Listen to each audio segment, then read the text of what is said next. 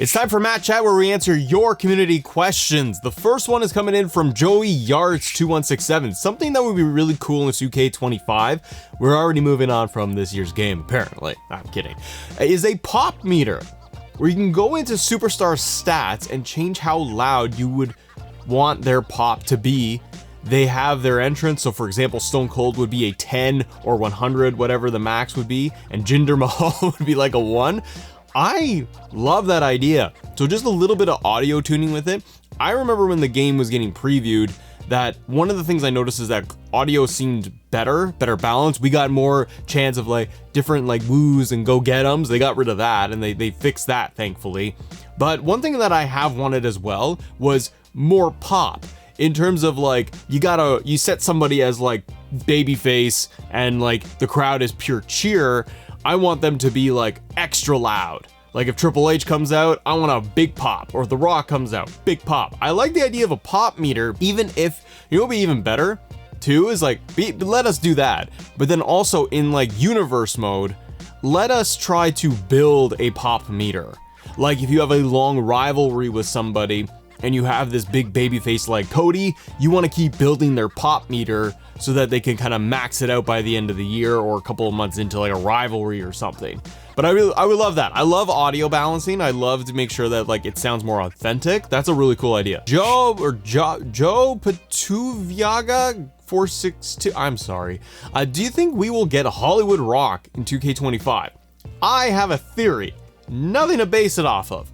But if they're gonna do showcase mode again next year, we're not gonna get like 40 years WrestleMania type of thing where they're gonna go back. They did that. It was a big thing. I can definitely see them doing a Rock showcase. I know we've highlighted The Rock's career in the past. He has been on the cover before, but now we are in the era of Final Boss Rock.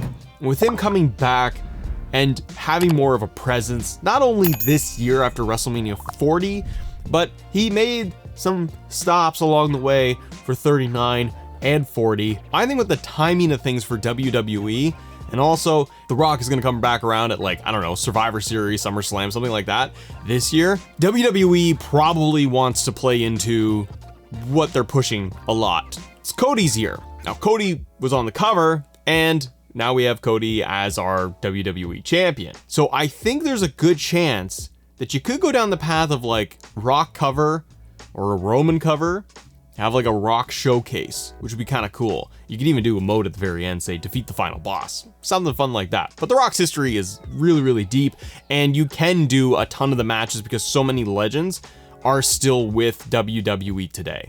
So with Hollywood Rock, yes, that'd be one thing I would want to see though, is they give us like all the different eras of The Rock with his entrance, with his theme and everything. That would be a cool move. Mini Maestro says, how do you feel about Sammy and Damian being champion after Mania? Really enjoying the content, by the way. Have a good day. You have a good day, sir. I think it's great. More so for Damian, I'm very excited. Sammy, I think the match didn't totally give me that feeling of like someone dethroned Gunther. Oh my gosh. It was a cool moment. It's going to be, for me, where are they going to go with the IC title and Sammy? I don't see Sami Zayn as like a 6-month, 8-month champion going on this crazy run. I see somebody else coming in to defeat Sammy. Not to make him transitional, he could hold it for several months. He needs big foils, big bad heels. So I think the win is great. I want to see what they're going to do with it. Damian Priest, I'm much more excited for. New champion, he cashed in, he's young, and the draft is coming up. Kind of like to see if Damian Priest would be shifted over to SmackDown and be there every week, start defending the title. Does he break away from Judgment Day? There's more intrigue I find with Damian Priest and how he's going to be presented. Is he going to get over as babyface, or are they going to keep him as a heel? They got to make Damian Priest strong though. I don't want an Edge style heel champion where he cheats to win all the time. Priest is huge. He's a giant man. He should be dominating guys. So I want to see Priest come out and start having credible matches, singles matches where he wins a lot and that he's built up as a big bad boss. Matt Extreme Wrestling says, do you think they will fix the side plates so they work for every superstar that has them, also keeping up the amazing work? Well, thanks, buddy. Yes, I think that there will be patches very soon. That would be just a guess. They should have more patches. The side plates issue, I know for me, I've reported it. I think it's very well known that there's side plate issues. For example, Cody Rhodes, I gave him The Undisputed Championship, it's got no side plates. It's got WWE side plates. I had to go in and manually apply the American Nightmare side plates to him. I know that like the World Heavyweight Championship is all glitched out too. There's a lot of problems since the last patch when it comes to the belts themselves and side plates not applying. It's a little bit better for side plates. Some like Roman Reigns side plates, I've seen they work. For world titles, they seem to be working. But like I said, the World Heavyweight Championship itself is like all like weird now. So it's not working quite right. Hopefully it will be fixed very soon. I believe it's probably one of the top things on the list to get fixed. Skillo the Weeb says, do you think Ilya, Carmelo, and Trick will be future world champions? It's a great question because all three, I suspect, are going to be drafted. We know that the Raw, SmackDown, NXT stars are all going to be eligible. In fact, I think there was a report that main roster Raw and SmackDown stars are going to be eligible to be drafted to like even NXT. So I don't know if they're going to do like the free agent thing like they did before with Omos and Ziggler and those guys and Brock Lesnar. I wonder if they're just going to be like, well, some stars can be eligible to go to NXT. It'd be very interesting to see how they do the entire draft and where guys like Dragunov and Hayes and Williams will end up. Do I see them as future champions? Yes. Where I think Ilya is fit to be, you know, fighting Gunther, and because I just want to see that again. But I can see Ilya being like Intercontinental Champion and having a dominant reign as IC Champion. World Champion, maybe World Heavyweight Champion. I can see that. Carmelo Hayes, yes. He's like Shawn Michaels type. So I can totally see it. Just where they place him on the card. Carmelo Hayes would be great with like Bobby Lashley's faction, or just going on his own, or just creating his own faction and doing something else, and then being like United States champion to start. Trick Williams is the breakout. I think Trick Williams in a couple of years will be undisputed champion. If he continues what he is doing and getting over like he is in NXT and it translates to main roster, Trick has all the ingredients. All the guys do, but Trick I think is very special. They need to be careful with him on main roster. If he gets to main roster, I can see him being on like SmackDown and growing and growing and growing. You can do a lot of fun stuff. Imagine like Trick Williams versus LA Knight. It'd just be ridiculous. Sometimes I hate 2K and love it. That's a fun name. Do you think we are getting updated Raw and SmackDown in 2K24? Maybe. Probably not.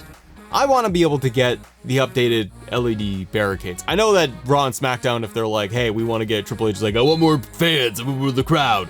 So they don't do the big Trons, and now they do like smaller sets so they can just get more fans in there. I love that. Do I think they would do, like, add that in? No. There's a slim chance that they would turn around and be like, okay, here's the black LED barricade with just the Raw logo. I could see them doing that, but is it a priority? That's the main question. Probably not, because they got other things to work on, and I would suspect doing that is a small thing, and you got community creations too, if it's working. Javi says, with the brand split, should WWE go back to brand exclusive premium live events? Personally, I would like it. I would really like it if we had pure brand splits, because with Triple H running things, he's a story guy, and I feel like he works hard to get, like, from up and down the card, there's more depth to the stories. Is it perfect? No, it is not. It is not. But I think with the depth of the roster, depth of the stories, and if you added in, I don't know, if you did something where NXT could be on the main roster branded shows, that would beef it up too. But I think if brand splits and brand split PLEs, I would love it. I was a fan back in the day when they did the original brand splits, and I get a SmackDown pay-per-view and it was Batista headlining it. But back then too, like, the roster was deep, but it wasn't. Like, they didn't do a lot there, so they kind of felt like B-tier stuff, and they did it again, and it still felt kind of meh. I don't think they do. I think the PLEs are gigantic now for WWE. I think that they are in their own category, where they're making every pay-per-view or PLE this massive event.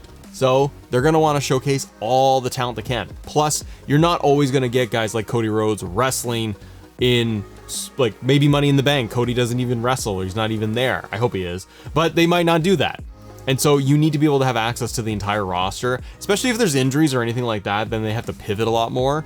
Full PLEs for both Raw and SmackDown together gives them a lot of wiggle room, but I like brand split pay-per-views. Hey, 2K player, what's up, buddy? Will you be attending WWE this summer in Toronto? Yeah, there's Money in the Bank is in Toronto. I hope so. One way or another, I'm getting tickets. I'm gonna try. Hopefully I can go with the family or something, because Money in the Bank in Toronto, I've never been to a premium live event, never been to a pay-per-view for WWE. So I've gone to the shows, I've gone to Raw before, when it was in Toronto, and I've gone there a couple of times, but I've never been to a PLE. So it'd be my first time. I really want to go to Money in the Bank. I think that would be a killer show. I think it'd be a lot of fun. Hopefully, we'll see. JN Gaming 2024 says, what advice would you give to an up and coming gaming channel? I put a couple of gaming videos and going to expand soon to more wrestling based talking content, such as what you and others do. Well, that's great. Good luck. What advice would I give to a gaming channel? Focus. Stay focused and stay with like one thing that you're enjoying. Number one, figure that out. And if you have already, yay. I always trying to, and I'm at fault for this too. You want to do 10 things as a creator. And that could be because you're bored. That could be because you just feel like things are growing. So I want to grow and expand it. Be careful. I always try to give some advice to people that like stick with what your community is coming for, grow that, and then start to play with it a little bit. See what else you enjoy doing within it. Is it within the same genre? Like if it's going to be wrestling, more wrestling stuff, awesome. Then try to see if the audience will take to it. Don't get discouraged, because if you have like a certain thing in gaming, if it's like whatever, Call of Duty, and your audience really loves watching you talk or do Call of Duty, and then you're going to turn around and do something else, like, are you going to add in wrestling to it? Those are totally different audiences, and it probably won't work very well. Even if you try to pivot a little bit and you're like, well, I'm doing Call of Duty, but now I'm going to expand more Call of Duty topics. They also might not hit as well, because that's not what the audience is used to watching. So it can take time. So don't get defeated. And if you really want to do it and you think there's value you're going to add to your audience by including these things, then you have to just set goals for yourself and be like, I'm going to do this for X number of months.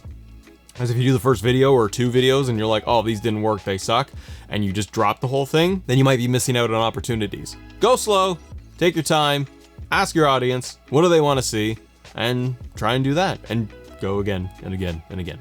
Hollywood Cole, what do you think of X-Men show? I think it's been really great, and I hope it gets more seasons. Also, thank you for all the content you post. I love X-Men 97. I love X-Men. I love the animated series. I grew up on it. X-Men 97 when it was announced, I couldn't wait. And every week, every Wednesday on Disney Plus, I sit down in the morning with a coffee and I just geek out over it. I absolutely love the show. I love the art style. I love the sound design for it. They have original voice acting in there. The stories are so deep, and it's made for adults. Like, let's be serious. It's for dummies like me. It is so grown up. They got like Rogue and Magneto have a whole thing. They're all flirting together all the time. They got shenanigans going on. They got a lot of stuff happening like that. And then the last one with Gambit.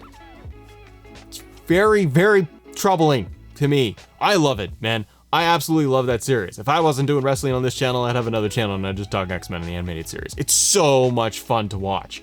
Highly recommend to anybody that does not watch it. It is like really well written too. If it was like, if they launched the whole season, I would have binged it already. They did announce, I believe, that they are already greenlit for season 2, which is amazing. I can't wait to see what they're gonna do. Highly recommend it. Catalan is my on the skew. I can't read. I'm sorry. How do you feel about paying maybe $100 for 2K24 and after more than 6 weeks, game is still full of bugs and not playable? I don't think it's good. If the game is full of bugs and players, like I've heard, are having a really hard time because of so many bugs. I've had bugs. I've had like community creations just not loading, like trying to download something and it just doesn't load. The latest patch where it has bugged some things out. I haven't had extreme bugs like floating things and all that. I haven't had crashes. I'm playing on Series X, but I have had some glitches, and there's some stuff in universe mode that just is not working right. I don't know why, like in universe mode, everything says it's a championship match. It's not. There's a lot of bugs in there, yes. So how do I feel about her bugs? Well, I'm not feeling good for myself and for most players that we did plunk down money. Like I bought it for PlayStation 5 and it's experiencing bugs there. And like weird frame rate issues too on PlayStation. So I feel bad for players because they want a better experience. The game the game is good this year. Like there's a lot added to it. And I just feel like certain things are just, they need to be patched, and they need to be patched fast to keep players engaged. So after 6 weeks with the price tag for a game, it's like any other game. You buy Call of Duty and it can cost you like $150 or more by the time you're done with it.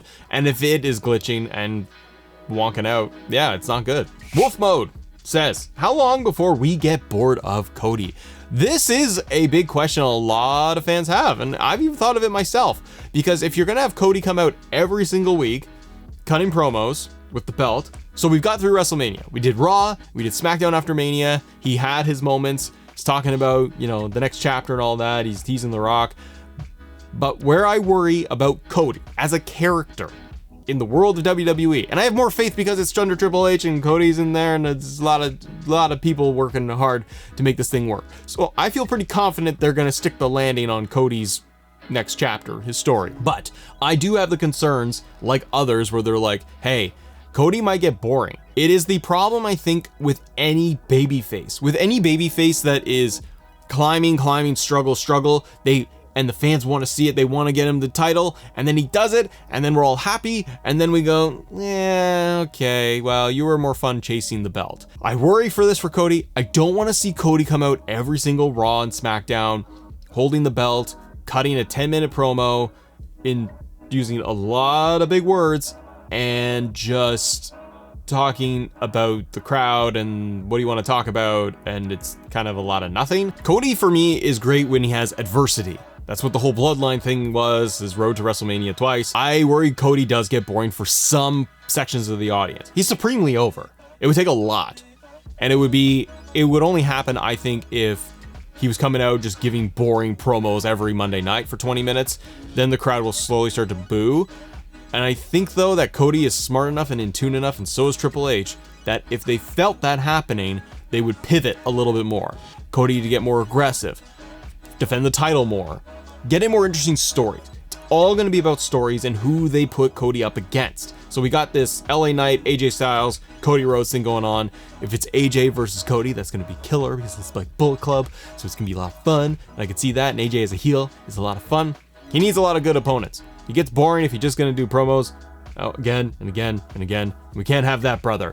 But what I can have you guys do is hit the subscribe button, hit the like button, and watch this video right here, because we're talking more 2K24, and we got more unfiltered videos, talking head videos. We're talking more WWE topics, conversation, things that are going on in the world of wrestling. Have a great day. See ya.